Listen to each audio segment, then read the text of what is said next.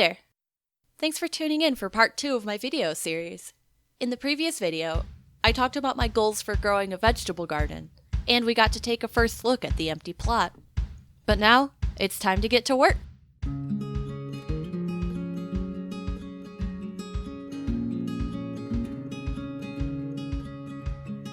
So, I mentioned this in part 1, but I don't really have any experience growing plants. I've tried growing things in pots and window planters from time to time, but I didn't even know then that they needed plant food to stay alive. I just kinda thought the sun took care of that for them. There's also a big difference between growing something in a closed environment like a pot and a big open environment like a plot of land. I just thought I'd buy some seedlings and kinda put them down anywhere, but a quick search on YouTube told me it was a lot more involved than that. So I watched videos about preparing garden plots, how to dig rows, how to build raised beds, planning out where everything is gonna go, mineralizing your soil, picking the right organic compost, and more, and the result is that I became completely overwhelmed and gave up.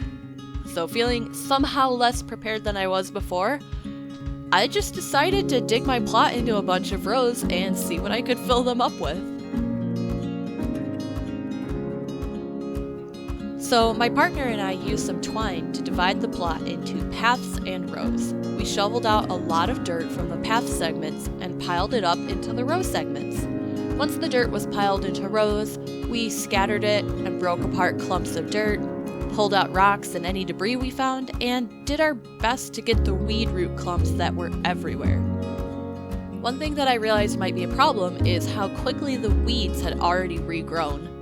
It's just been a few days since getting the plot assignment, and already everything's looking very green. We filled up our bucket a few times with weeds, but there were tons more visible of the loose dirt that we'd piled into rows. Hopefully, digging up the dirt and covering the weeds will help get rid of them because they can't get any sunlight.